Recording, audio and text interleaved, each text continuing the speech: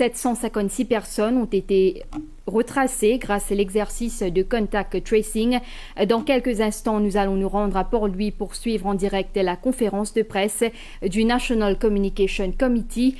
Pour des raisons de sécurité sanitaire, les journalistes ne sont pas physiquement présents au bureau du Premier ministre, mais retransmettent en direct les images et sons mis à disposition par la MBC. Les journalistes posent toutefois leurs questions en direct grâce à la plateforme digitale BeSafe Maurice développée par Mauritius Telecom. Le point de presse quotidien et les coordinations des informations sur le Covid-19 est une initiative du National Communication Committee en collaboration avec la MBC et le Government Information Service. Direction à présent le bâtiment du Trésor à Port-Louis pour la conférence de presse du National Communication Committee.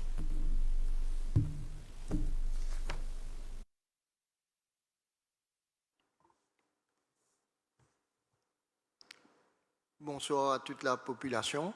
Bienvenue pour nos Daily Press Briefing du National Communication Committee sur le Covid-19.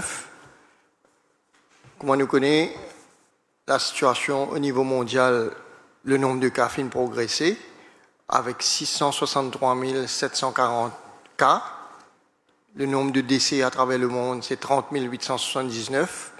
Ne serait-ce que dans les États-Unis, il y a 123 000 cas aujourd'hui.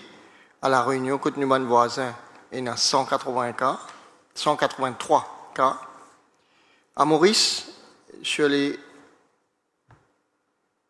dernières 24 heures, nous finissons enregistré 5 nouveaux cas positifs qui amènent le nombre de malades qui nous finissent dépistés côté nous, qui ne passe de 102 hier à 107 aujourd'hui. 5 nouveaux cas positifs. L'eau 128 tests qui nous finissent réaliser à l'heure qui nous peut causer, qui nous peut causer aux autres. Donc, le nombre de cas à Maurice, c'est 107. Dans ces 5 nouveaux cas-là, il y a un cas, c'est un cas importé, un monde qui rentre Maurice juste avant qu'il nous interdit l'accès, et 4 autres issus du contact tracing. Je veux dire que le contact tracing jusqu'à l'heure est extrêmement efficace parce qu'il y a une enquête minutieuse, rigoureuse qui est faite par l'équipe du docteur Gajador, et ce contact tracing là permet jusqu'à l'heure, ça 107 cas qui nous peut causer là, dépister plus que la moitié des cas. Donc ça contact tracing là fin efficace qui nous permet de tirer des gens qui sont dans la nature, qui sont potentiellement capables de contaminer les autres gens et faire que l'épidémie prend une proportion dramatique. Donc le contact tracing fin permet de retracer ces gens là, dépister eux, gagner eux cas positifs, mettre eux en quarantaine et surtout mettre eux dans l'hôpital de traitement. Donc, nous n'avons aucun doute que le contact tracing, pour continuer, trouve un cas positif quand il allait, et sans plus tarder, je vous passe la parole au docteur Gajador qui peut dire nous un petit peu plus sur la situation au niveau sanitaire dans le pays. Bonsoir à tous. Pour commencer, on va donner nous un peu de chiffres dans le monde entier qui peut arriver. Si nous guettons l'Amérique aujourd'hui, nous finissons gagner 19 000 cas dans un jour. Nous finissons gagner 400 décès dans un jour. Italie, aujourd'hui, le nombre de décès est doublé comparé à la Chine. Et le nombre de cas enregistrés en Italie dépasse ce que nous trouvons en Chine. Là, nous trouvons l'épicentre dans l'Europe et en même temps, nous avons l'autre centre qui est développé en Amérique, où le nombre de cas peut augmenter de jour en jour. À Maurice, comme le docteur Juma vient de dire, nous avons gagné 5 cas en 24 heures. Maintenant, nous avons 107 cas à Maurice. Et ces 107 cas-là, c'est un cas confirmé par laboratoire et c'est un cas qui est rapporté au ministère de la Santé et ce qui nous peut dire. Dans ça, sans ce cas-là, nous trouvons qu'il y en a plus que 58% cas, c'est nous pouvons gagner par contact tracing. Le nombre de contact tracing que nous pouvons faire à Maurice, il peut augmenter de jour en jour. Et jusqu'à aujourd'hui, jusqu'à hier, le 28, nous faisons 953 contact tracing. Et nous trouvons que ça peut apporter ce fruit et nous faisons gagner 72 cas positifs dans nos contact tracing.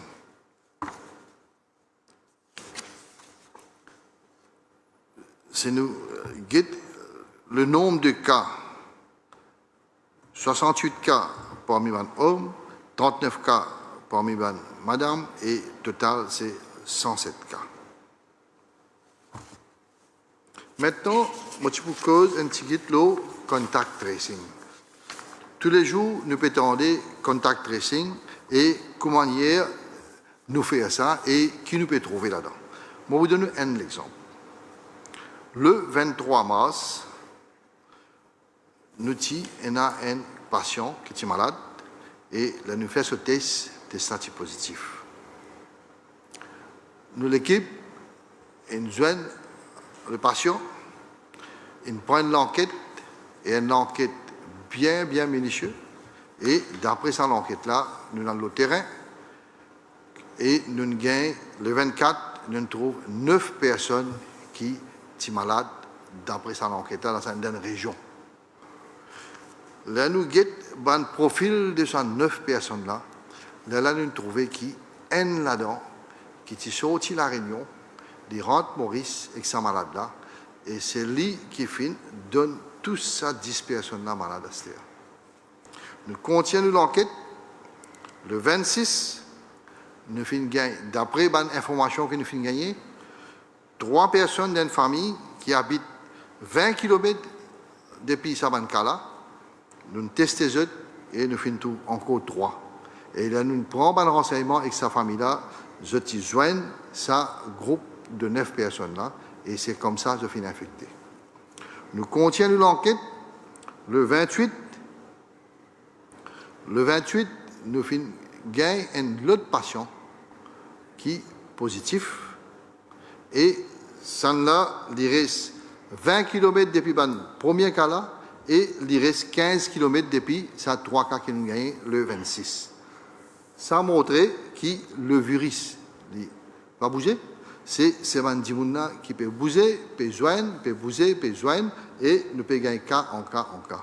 C'est là pour ça que nous peut dire tout dimoun reste dans la case, pas sorti, garde social distancing, et comme ça, nous sommes capables de contenir et nous sommes capables d'empêcher sa maladie-là pour passer. Ça, c'est un exemple de contact tracing que nous finissons trouver avec un cas, nous finissons gagner 12 cas. 12 cas qui restent un peu, pas dans la même case, mais une partie reste près, une partie reste très loin, mais je finis joindre et je tout finis malade.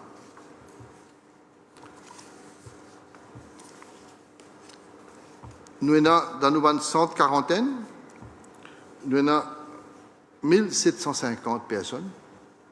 Nous pouvons suivre de près et pour l'instant, je tout bien. Dans nos centres, que nous finissons admettre, nous avons un cas qui est positif. Dans 105 cas, dans un centre, nous avons un qui n'est pas trop bien. C'est un cas très sérieux et nous avons un autre qui n'est pas stable autant. À part de ces 2 cas-là, le reste, tout bon cas, c'est pour bien.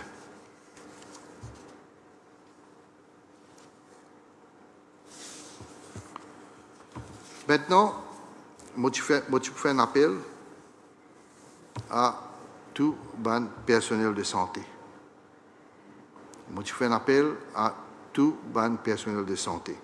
Le médecin, infirmier, aide-soignant, chauffeur, attendant, inspecteur sanitaire et les autres personnels de santé. Moi, je dis à eux un merci. Eux même qui dans frontline, eux même qui dans première ligne dans le combat contre la lutte contre un virus qui est invisible. Merci pour faire preuve de tant courage. Je te mérite un grand remerciement à la hauteur du service que je peux offrir. Je ne peux pas seulement faire face à un virus, mais aussi je peux témoigner de l'effet et des dégâts que ce virus peut faire. Je fais un appel à tous ces camarades-là. Reste mobilisés. Nous sommes dans une situation très, très difficile, grave, et nous, comme vrais patriotes, nous, comme frontline health providers, nous, comme médecins, comme les autres personnels de santé, nous tous ensemble, nous là, nous veillons qui nous combattent et nous protègent la population, nous protègent nos familles et nous protègent tout le monde qui nous content.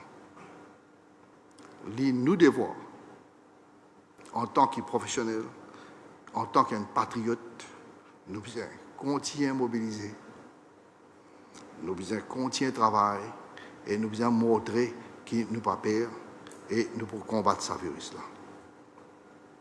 Je fais un appel à nos camarades de la police. Je connais, je suis ici, je suis le frontline, je suis tous nos partenaires dans un combat contre un virus invisible.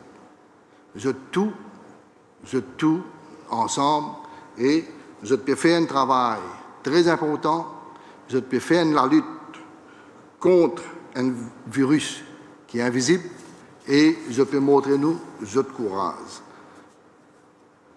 Je peux faire un travail qui n'est pas facile. Il n'est pas facile pour faire 10 personnes comprendre. Il n'est pas facile pour faire 10 personnes sans comprendre. Il n'est pas facile pour faire 10 personnes têtis comprendre.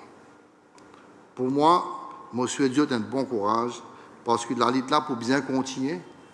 La lutte là est longue et je souhaite tout, les professionnels de santé et la police, bon courage. En même temps, je pour cause, il y a une situation aujourd'hui qui m'a fait trouver, qui m'a fait témoigner, après de mon travail. Je me fait prendre compte que le ministère de la Sécurité sociale s'est engagé activement pour distribuer des manger, distribuer des food packs à des membres de public qui bizarre, un public qui se peine à moyen et un public démuni et un public qui bizarre ça va manger là. L'intention du ministère est très bonne. L'intention du gouvernement est très bonne. Et ça me félicite. Mais ce qui m'a déploré, c'est le public, sur manière d'agir, sur comportement, pas si bon du tout. Je trouve des gens qui viennent de motocyclette à 2, sans masque. Je trouve des gens qui coster, qui mailler, qui dibut. Des gens qui sont dans la quai, mais pas dans aucun distancing. Je trouve l'auto, quand il y a 3-4 gens qui viennent. Je trouve l'auto, un dernier cri, 20-20 là-bas. Et je trouve beaucoup de choses qui sont bien déplorables. Ça, c'est une petite chose, si il continue, il n'est pas pour défier nos purposes. Maintenant, depuis tout ça jour, nous pouvons faire ce combat-là, nous trouver que le nombre de cas, d'après nos expectations, d'après ce que nous pouvons attendre, il pas augmenter. Nous graphes, il est encore bon, mais si le public continue à faire comme ça, si le public continue à défier l'autorité, défier nos consignes, nous prenons l'explosion. Et si demain nous avons l'explosion, vous pensez que chacun doit prendre ses responsabilités. Merci beaucoup. Merci Dr Gadjador, pour ce bon conseil qui bien prend très très au sérieux parce qu'il nous connaît. Seule façon pour casser la progression de l'épidémie là, c'est faire en sorte qu'il nous pas un contact humain direct. C'est seulement comme ça que nous sommes capables de trouver la lumière au bout du tunnel. Nous rappelle la population Maurice que nous avons 1,3 million de monde. à l'heure qui m'a cause aujourd'hui, il y a 3 milliards de monde dans le monde qui sont sous une situation de confinement. Donc, confinement, il n'y a pas concerne juste nous dans le monde. Il y a 3 milliards de monde qui, dans d'autres pays, imposent le confinement parce qu'il y a plus de 180 pays qui sont concernés par le Covid-19. Laisse-moi donner un peu de détails, de moyens qui nous peut déployer en termes matériels dans l'hôpital. Quand nous faisons tests, quand nous pouvons faire tests, nous pouvons faire 120, hier nous faisons 180 tests. Nous avons toujours à notre disposition un test PCR, nous avons en réserve 20 000 tests et nous commandons 100 000 de plus qui pourraient arriver dans les jours, voire semaines à venir. Donc nous avons une quantité de tests qui est bizarre, donc il ne faudrait pas qu'il nous croit qu'il nous manque moyens. Et nos capacités de testing peuvent augmenter, nos vitesses de faire un test peuvent augmenter, donc nous confions que si nous n'avons plus de cas, nous pouvons avoir moyen pour faire les diagnostics. En termes d'équipement additionnel, le gouvernement prend disposition pour commander un très grand nombre d'équipements de protection pour les professionnels de santé, les équipements de protection pour tout le monde qui pour bien lit, et ça va un équipement là pour venir dans les débuts du mois d'avril. En termes de capacité de respirateurs, là aussi, je tenir à informer la population. Le ministère de la Santé prend toute disposition pour qui, dans l'hypothèse qu'il y a un patient qui est dégradé, je suis capable de bénéficier du traitement, je suis capable d'être mis sous respiration artificielle par un ventilateur. Nous avons le nombre suffisant, l'hôpital de Souillac bien équipé, l'hôpital INT bien équipé, et donc non à craindre là-dessus. Nous trouvons dans le 5e jour de couvre-feu, 6e jour de couvre-feu aujourd'hui, et je vous passe la parole le disciple Djago qui vous donne nous un aperçu de la situation sur le terrain, ce que la police peut constater par rapport au respect de sa couvre-feu-là. Disciple Djago. Bonsoir tout le monde. Comme le docteur Juma vient de dire, presque 5 jours, 6 jours, déjà un couvre-feu dans le pays. Nous remarquons qu'il y a à peu près 4158 cas que nous avons enregistrés, que le monde fait une breach curfew order. Les malheureux, il y a un grand nombre de personnes là qui ne peuvent pas respecter l'autre. Nous pouvons sensibiliser, nous pouvons causer, nous pouvons dire, mais malgré tout cela, nous trouvons du monde pas peut comprendre même. Moi, docteur Gadiador dit, n'importe qui du monde comprend et n'a pas compris du tout. Nous refaisons l'appel à eux. Nous disons, confine eux. Sorti quand besoin sorti. N'a pas sorti à le promener, à le guetter un coup qui peut passer dans le pays. Promener quand obligé de sortir. Nous pouvons continuer dans nos patrouilles.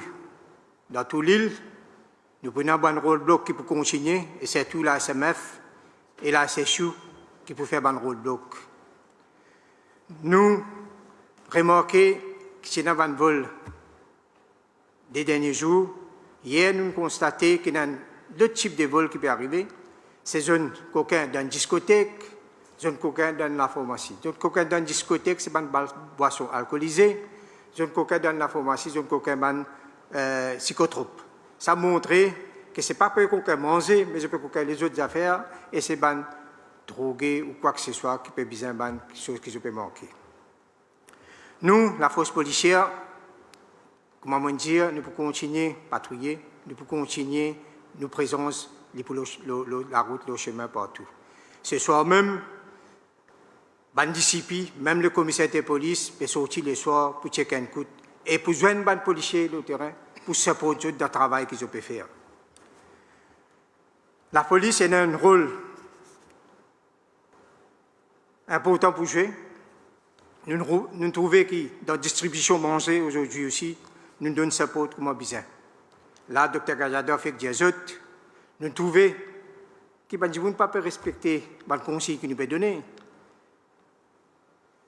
très tard dans l'après-midi, même pour lui, nous avons besoin de déployer SSU pour qu'il respecte sa social distance qu'il besoin respecter là.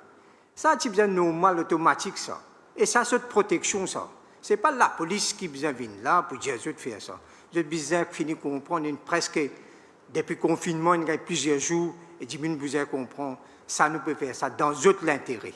C'est l'intérêt, c'est la santé qui compte. Je peux dire à l'officier de police qui est dans ma station, parce que nous avons plusieurs vieux surtout et handicapés dans l'endroit qui sont restés, peut-être, je pas dans les moyens pour aller manger quoi que ce soit. Je dis à l'officier, à faire une survey, prendre la liste, venir vers moi. Nous pouvons guetter comment nous pouvons informer le Social Security Office et là pour être. Alors, nous devons aussi, c'est social, nous devons aussi, c'est moral envers ce bandit-là et nous avons devoir professionnel pour être ce bandit-là. Comme je tout connais, comme Dr. Rajadon dit, le ministère de la Santé, le medical staff peut faire un travail formidable. Et moi, apprécié. Sans eux, c'est extrêmement difficile. Et comme Lucie nous dit, et moi aussi me dis, également la force policière peut faire un travail formidable. Nous connaissons, il y a une fausse information qui allait aux social media, qui démoralise nous la force policière. Moi, je dis aux autres, n'a pas de ça faire là. Faire autre travail. Faire autre travail professionnellement, faire autre travail dans la discipline. Comme je tout connais, dans l'équipe football, un entraîneur, il fait un plan, il fait l'équipe là jouer. C'est ce joueur-là qui joue. C'est ce joueur-là qui met le goal quand l'équipe l'a gagné. C'est lui qui fait l'équipe l'a gagné. Il est pareil pour nous aussi. Commissaire fait un plan, disciple fait un plan, grand officier fait un plan. Mais c'est eux, ces policiers qui font line là qui fait nous gagner. C'est eux qui vont mettre sécurité l'eau et l'ordre dans ce pays-là. Nous avons confiance dans eux. Nous continuons à garder confiance dans eux parce que ce travail qu'ils peuvent faire là trop important pour ce pays-là. Trop important pour ce pays-là et sa population-là. Nous avons dire que depuis nous mobiliser, qu'il y ait SMF, qu'il y ait SSU, qu'il y ait Coast Guard aussi, IRS, n'importe quelle unité qui nous compte, jusqu'à l'immigration, dans quarantaine, partout nous, les policiers performent comme on besoin. Nous n'avons pas de demande palable qui dit qu'on peut dire aux autres, quoi que ce soit. Nous n'avons pas démoralisé, nous pouvons toujours aux autres. Et nous avons le support du Premier ministre dans ça. Le Premier ministre au courant qui quantité nous, les policiers, pour travail, et il pousse nous tout le temps. Nous ne nous pas rendre de tentation et de provocation. Il y a beaucoup de tentations et de provocations. Alors nous devons servir nos discrétions et nous servir les moyens qui nous ont pour amener l'ordre et la paix. Chaque policier individuellement, je représente le commissaire police que je suis. Je suis même commissaire police sur le terrain. Ce n'est pas commissaire police là-haut, c'est eux qui sont commissaire police sur le terrain. Eux qui besoin prendre des décisions, eux qui besoin connaître comment pour amener l'ordre et la paix dans ce pays-là. Seulement, je t'agis dans la légalité. Si je t'agis dans la légalité, moi, je garantis, moi, je pousse pour d'autres 100% et les autres bénéficiaires poussent pour d'autres 100%. N'a pas peur pour agir quand besoin agir. Nous connaissons qu'il y a un environnement difficile pour le travail, j'ai besoin de l'équipement. Nous finissons distribuer beaucoup de l'équipement et m'opération aux autres. Dans les jours à venir, lundi même, nous pourrons encore plus d'équipement. Et nous nous finissons faire requête avec le ministère de la Santé pour donner nous encore l'équipement qui peut sortir à l'extérieur. Nous avons une organisation qui peut aider nous et nous comptons que cette organisation-là peut apprécier nos contributions. Il y a plusieurs gens qui téléphonent moi, félicitent nous pour le travail que la force policière peut faire. La semaine prochaine qui peut venir, nous avons un nouveau défi. Parce que ça, pas connaît même quand il peut terminer. Alors, nous devons rester mobilisés. Nous avons beaucoup de courage et de résilience. La semaine prochaine qui vient, nous prenons un nouveau défi. Semaine ensuite, nous prenons un nouveau défi qui vous venir. C'est quand nous arrivons à ce pont-là, que nous pouvons traverser ce pont-là. Nous ne pouvons pas apprécier beaucoup de choses maintenant. Mon compte aux autres, pour votre honnêteté, pour votre porte à l'uniforme-là, avec l'honneur, précise, et moi, j'ai confiance que nous pouvons aider ce pays-là et que sa population-là, comme on a besoin. Merci beaucoup.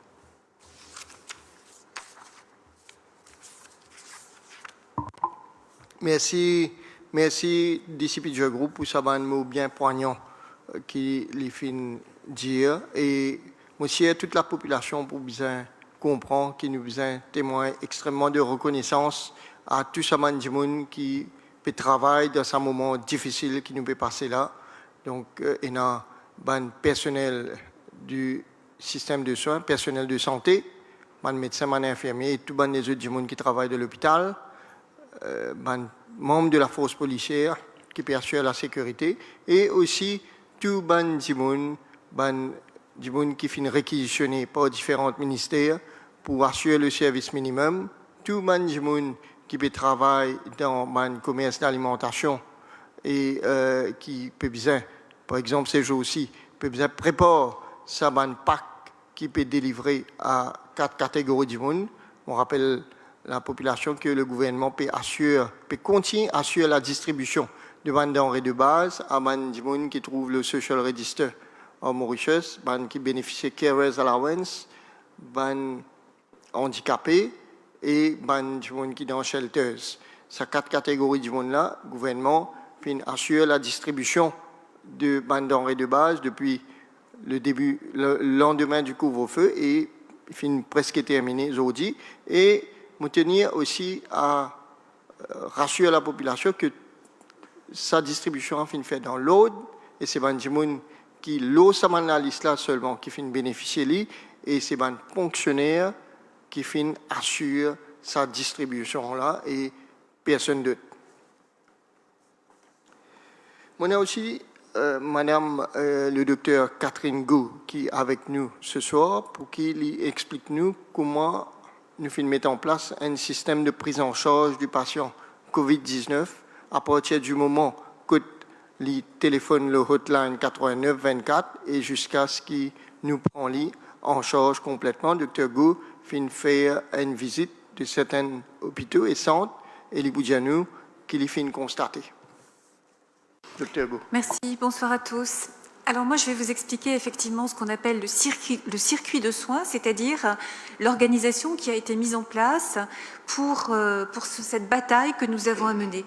La bataille actuelle et la bataille future, parce que nous sommes également dans l'anticipation. On n'a pas vu ce qui se passe seulement maintenant, mais ce qui va se passer si le nombre de patients augmente un peu, si le nombre de patients augmente beaucoup. Et puis, qu'est-ce qui va se passer après, lorsque nous aurons passé le pic? Comment on va s'organiser pour continuer à la vigilance? Alors, comme on vient de le dire, il y a 3 façons de rentrer dans le circuit de soins. D'abord, idéalement, c'est la hotline. Donc, vous savez qu'une hotline a été mise en place, qui est le 8924, où les Mauriciens et les Mauriciennes peuvent appeler lorsqu'ils ont des questions, lorsqu'ils ont des angoisses, mais aussi lorsqu'ils pensent être peut-être atteints par le virus, c'est-à-dire lorsqu'ils ont de la fièvre, lorsqu'ils toussent, lorsqu'ils ont mal dans les muscles, les articulations, quand ils ont perdu le goût, quand ils ont perdu l'odorat, ou quand ils ont, pour les personnes âgées, une grande fatigue ou une gastro-entérite, de la diarrhée et des vomissements fébriles avec de la fièvre. Donc, si on pense qu'on est atteint, on le dit tout de suite à la hotline, sinon on vous posera la question, et un médecin pourra tout de suite répondre, et s'il ne peut pas le faire immédiatement, il rappellera dès qu'il aura fini avec le patient précédent.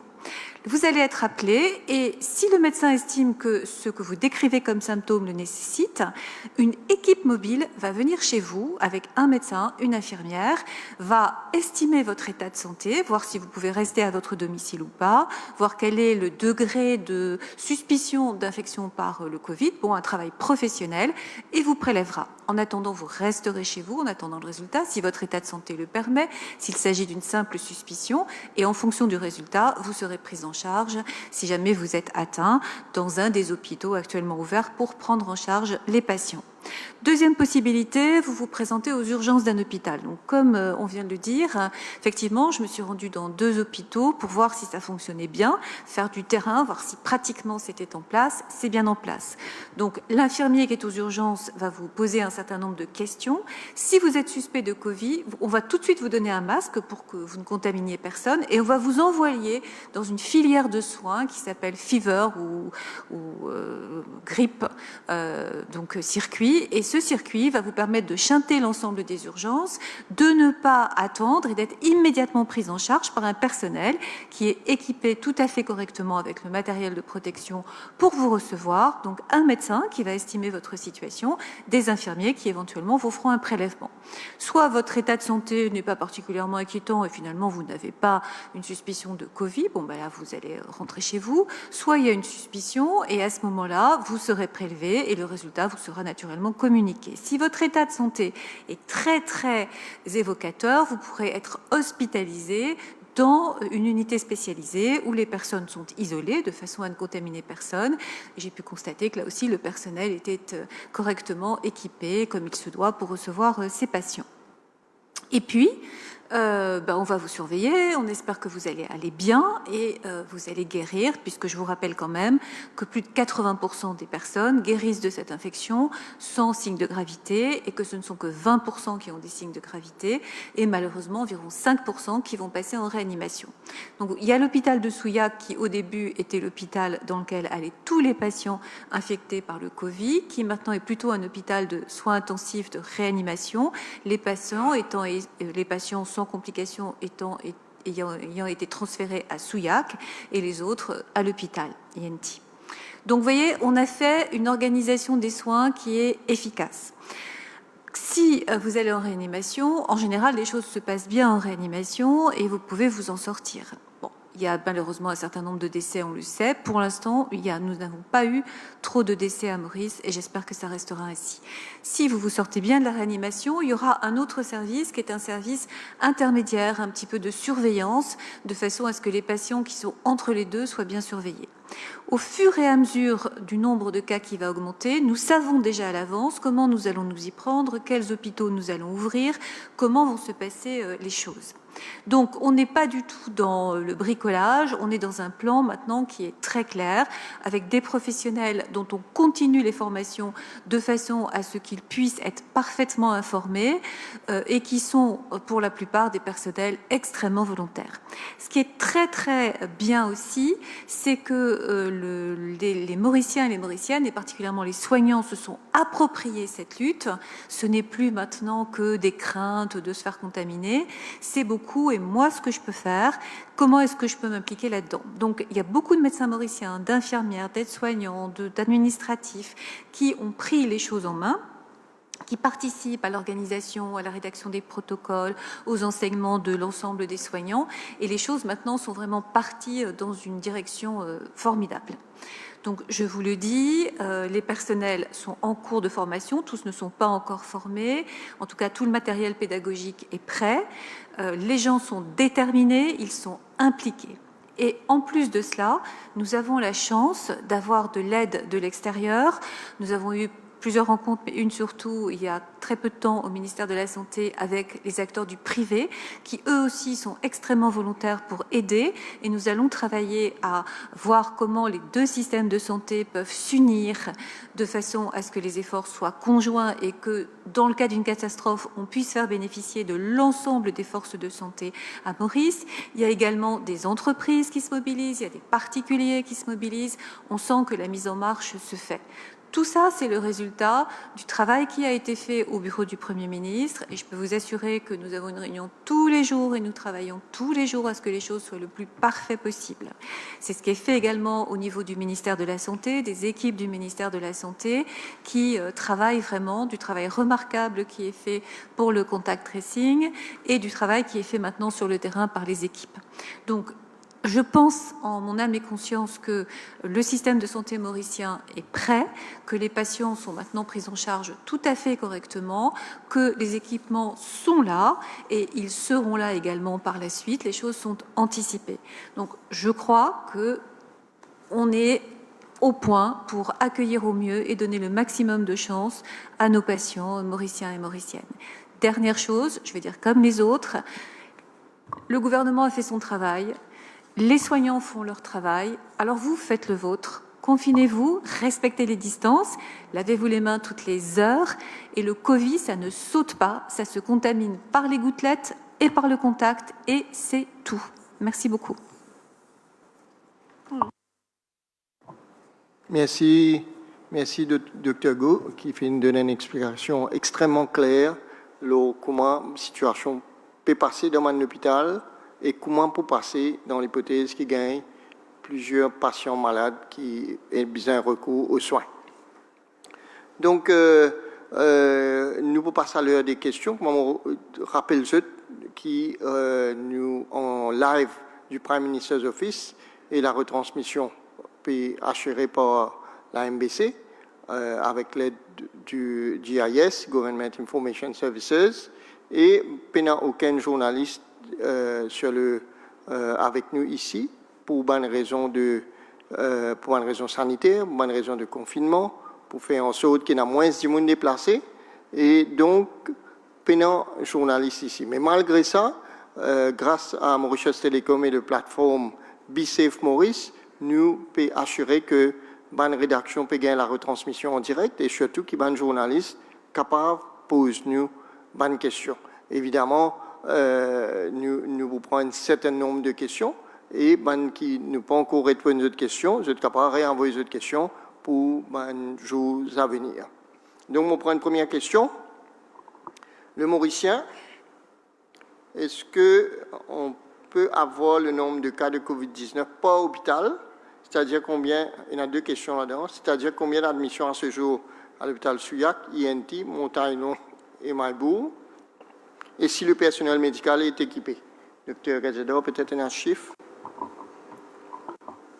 Bon, comme on finit là, nous avons 107 cas de Covid à Maurice. Il y a eu 2 décès, maintenant nous avons 105 cas.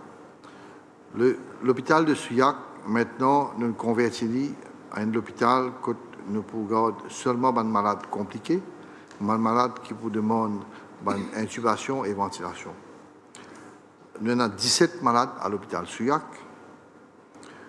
Nous avons un centre au Pointe-au-Piment et nous avons un autre centre au Victoria. Cette descente-là nous peut admettre des malades qui ne sont pas compliqués. Comme nous tous connaissons, 80% des infections sont des infections bien minimes qui ne peuvent pas beaucoup de complications. Alors, ça déplace-là, nous faisons une garde pour des cas bien minimes.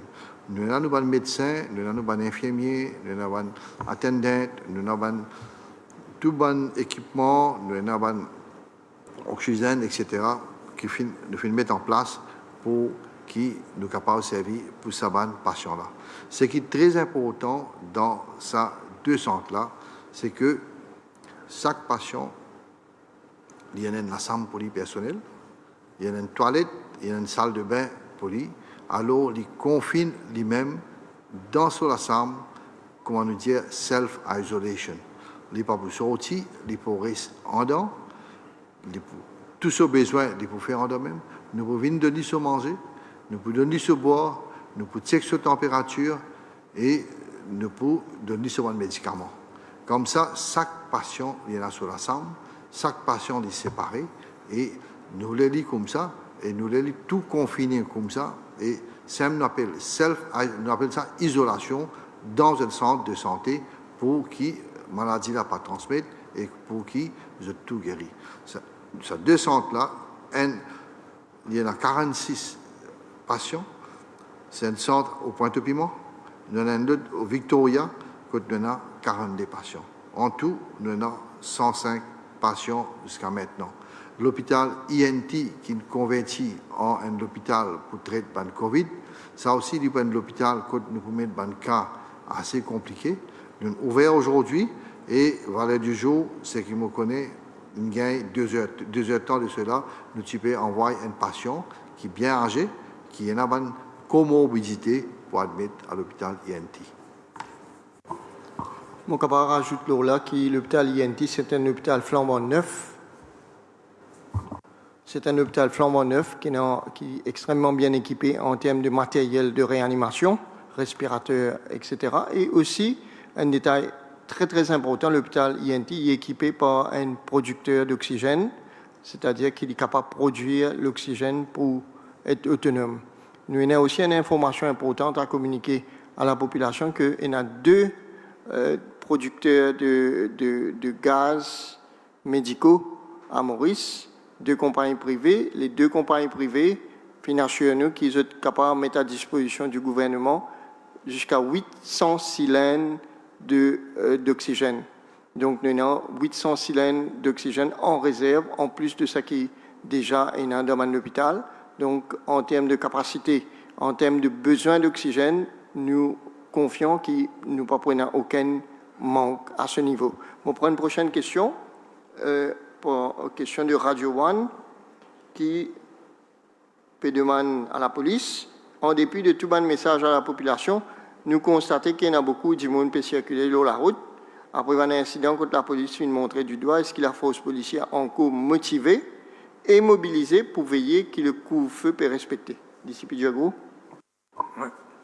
Comme on disait tout à l'heure, là, la force policière pour continuer à mettre l'autre côté bizamité. Il n'est pas veut dire que couvre-feu, il arrive presque la moitié ou presque 4-5 jours, que nous pouvons arrêter. Nous pouvons continuer à appliquer la loi comme on dit. Comme on dit, il arrive 4158 cas par là. Et nous pouvons continuer beaucoup de gens qui ne peuvent pas respecter la loi. Mais nous pouvons sensibiliser la population encore une fois. Nous pouvons dire, nous pouvons ces autres dans le problème. Alors, faire une manière que suivre le conseil que nous pouvons donner, reste dans la case. À ce moment-là, nous n'avons pas besoin d'arrêter les gens qui payent un PMI pour véhiculer. Nous donnons les gens PMI, un service essentiel pour véhiculer. C'est ça qui a la permission pour véhiculer. Alors, si vous avez la pharmacie ou bien la nécessité comme gaz, tout ça là, nous avons discrétion de la police, sa policier là pour guetter comment ils peuvent agir. Mais moi, je peux dire aux autres, reste aux autres si je paye un permis. Nous pouvons continuer à pratiquer ce que je peux pratiquer pendant tous ces jours-là. Merci. Question de l'Express adressée au le personnel du ministère de la Santé, tout comme les résidents des centres de quarantaine, affirment qu'il y a un manque d'équipement et d'entretien dans quelques-uns de ces lieux.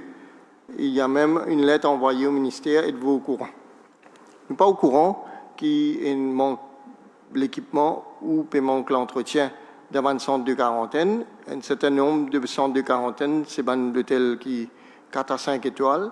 Mais dans l'hypothèse qu'il y a nous demandons un journaliste ou n'importe qui connaît, fait-nous connaître de façon formelle pour nous prendre en action si il manque quelque chose ou si au jour le jour il manque un problème d'entretien. Et bien sûr, dès qu'il nous connaît, nous pouvons prendre en action nécessaire. Question de Planète FM. À ce qui paraît, plus de 28 000 fonctionnaires sont appelés à reprendre le travail. Est-ce que cela ne contredit pas le confinement? Et dès le départ, par rapport à le confinement puis le couvre-feu, nous connaissons qui prenant un skeleton staff pour rouler tout le ministère et bien sûr nous disons qui prenons un service essentiel qui pour bien continuer à fonctionner, donc la santé, la police et plusieurs ministères pour bien un staffing minimum pour continuer à rouler parce que bien ça mange là. Donc c'est probablement de ça dont on parle et nous rappelle la population que il y a des gens qui pour bien continuer le travail pour assurer que tout le service essentiel continue à rouler. Donc, ça va être des gens dont nous pouvons causer que les fonctionnaires là. Dès le départ, la fonction publique, c'est fini faire une demande auprès de la police, il y a un certain nombre, on peut le chiffre, et il y a un certain nombre qui, ça va être des gens là, ils besoin de report on duty, parce que la nature de ce métier fait qu'ils ont besoin de continuer à le travail. Donc, on est de surprenant dedans, et ben des gens qui ont des services nécessaires, mais ils ont besoin de report on duty. Ion News peut demander est-ce qu'il nous fait une demande l'aide technique et matérielle de la Chine et de l'Inde? Si oui, qui l'aide et quand nous pouvons gagner? À ce jour, nous sommes capables de dire que nous faisons place à une commande massive d'équipements médicaux, de protection et autres, auprès d'une compagnie chinoise, et nous sommes capables de dire que la mission chinoise à Maurice, l'ambassade de Chine à Maurice, vient agir comme facilitateur auprès de sa compagnie-là. Donc, nous payons une lettre et un équipement-là pour arriver dans un avenir très très proche.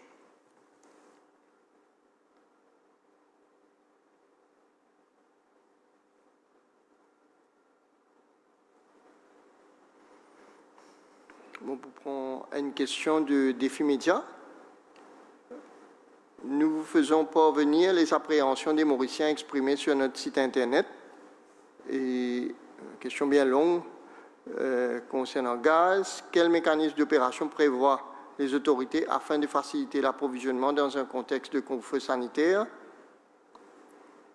Le porte-parole du gouvernement, moi-même, avait affirmé, Dr Zubair Joumaï, avait affirmé que les citoyens pourraient avoir recours au service de la police de leur localité en cas d'urgence, mais dans de nombreux cas, ce mode d'opération ne fonctionne pas. Comment faire? Je vais dire que le gouvernement a assuré qu'il y a une pénurie de gaz dans le pays et avant-hier ou 3 jours de cela, il y a une partie d'approvisionnement qui finit venir et je vais confirmer avec Disciple Jagrou qui, effectivement, dans certains endroits, quand il y a un problème d'approvisionnement, c'est un problème de delivery, c'est-à-dire qu'il n'y a pas fini un transport pour amener gaz dans certains endroits ou alors une surconsommation. Et là, la police finit confirmant que, par exemple, à Trou-de-Dus, la police finit intervenir, finit faire en sorte qu'il finit un gaz pour qu'il y ait des gens capables d'approvisionner. Et d'ici Pidjagrou, fin confirme moi aussi que dans l'endroit un endroit complet que pas prendre gaz, banjimoun capable faire la station de police connaît pour qui la station de police fait la liaison avec ban suppliers, ban camion qui livrait pour qui capable d'amener gaz dans ce endroit là. On prend une dernière question de Top FM.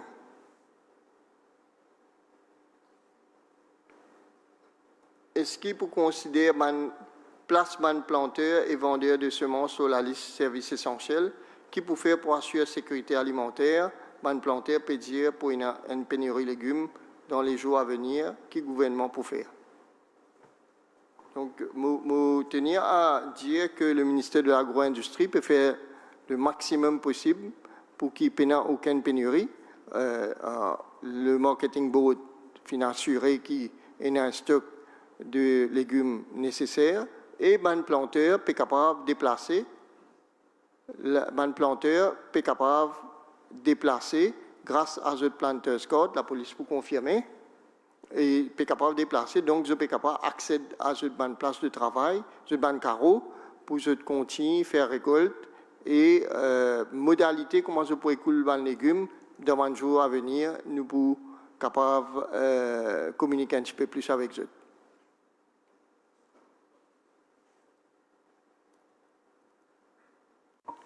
Comme le docteur Joumaï vient de dire, tu as communiqué qui le ministère agro tiré et tu donnes consigne qui va planter car service de code et de code d'identité pour véhiculer. Là, je peux dire que la police est très compréhensible et nous trouvons qu'il nous facilite ce mouvement-là. Nous trouvons qu'il y a beaucoup de planteurs réciales dans notre carreau, l'équipe, il y a beaucoup d'équipes qui se peuvent récolter. N'importe qui qui a un problème dans ce domaine-là, vous êtes capable de contacter la force policière dans la région-là et nous pouvons être surtout là. Merci. Donc, dans les temps, donc encore une dernière question de la MBC. Beaucoup de personnes bravent toujours le confinement pour des raisons inutiles et banales. Les autorités agiront-elles avec plus de fermeté dans le respect des lois? Encore question pour la police. Nous avons un curfew order, nous pouvons dire que nous pouvons agir dans les paramètres légaux. Nous avons un paramètre légal et nous pouvons agir dans ce contexte-là. Nous pouvons enforcer law and order, nous pouvons continuer à enforcer jusqu'à ce que le curfew levé. La question ne pose pas qui nous capables d'être souple ou pas souple, ou être plus rigoureux. Nous là pour donner un conseil au public et nous là pour être public aussi. Mais seulement, il y en a beaucoup, comme nous disons au début, je ne peux pas comprendre ce que nous pouvons dire. À ce moment-là, définitivement, nous pouvons prendre action contre eux.